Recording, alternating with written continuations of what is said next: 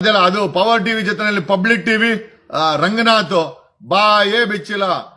ರಂಗ ರಂಗ ನಾವು ನೋಡಿದ್ದೀವಿ ಯಾವತ್ತಿಂದ ಗೊತ್ತಾ ರಂಗ? ನಿಮ್ಮ ಹವಾಯಿ ಚಪ್ಪಲಿಯಿಂದ ನಾವು ನೋಡಿದ್ದೀವಿ.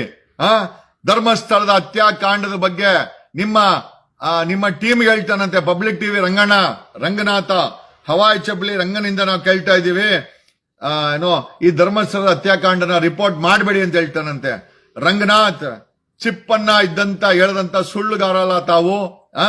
ಈಗ ಆ ಮಟ್ಟಕ್ಕೆ ಬಕೆಟ್ ಹಿಡಿದು ದಿಕ್ಕ ತಪ್ಪಿಸುವಂತ ಕೆಲಸ ಯಾಕೆ ಬೇಕು ರಂಗನಾಥ್? ಯಾಕೆ ಧರ್ಮಸ್ಥಳದ ಹತ್ಯಾಕಾಂಡದ ಬಗ್ಗೆ ಯಾಕೆ ತುಟಿ ಬೀಸ್ತಾ ಇಲ್ಲ ರಂಗನಾಥ್? ನಾವು ಕೇಳ್ಬೋದಲ್ವಾ? ಏನಾದ್ರೂ ನಿಮ್ಗೆ ಇನ್ಫ್ಲೂಯೆನ್ಸ್ ಏನಾದ್ರು ಆಗಿದೆಯಾ ಅಥವಾ ಏನಾದ್ರೂ ಇನ್ಫ್ಲೂಯೆನ್ಸ್ ಆಗಿ ಏನಾದ್ರೂ ಬಂದಿದೆಯಾ? ಎಲ್ಲ ಕೇಳಬೇಕಾಗತ್ತೆ. ನೋಡಿ, ನ್ಯೂಸ್ ತರ ನ್ಯೂಟ್ರಲ್ ಆಗಿ ಕೊಡಿ. ನಾವು ಅದನ್ನ ತಗೊಳ್ಳೋದೋ ಬಿಡೋದೋ ಸಾರ್ವಜನಿಕರು ಡಿಸೈಡ್ ಮಾಡ್ತೀವಿ.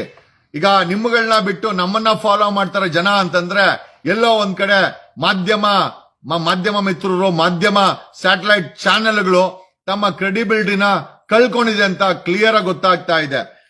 SIT ಇಷ್ಟು ದೊಡ್ಡ ಡೆವಲಪ್ಮೆಂಟ್ ಅನ್ನ ನೀವೆಲ್ಲ ಮಾಡಿದಿರ.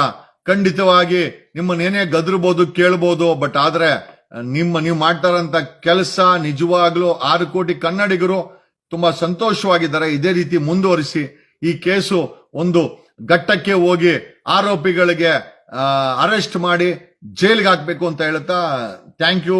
ನಮಸ್ಕಾರ ಕರ್ನಾಟಕ. ನಾನು ನಿಮ್ಮ ವಕೀಲ್ ಸಾಬ್ KN ಜಗದೀಶ್ ಕುಮಾರ್.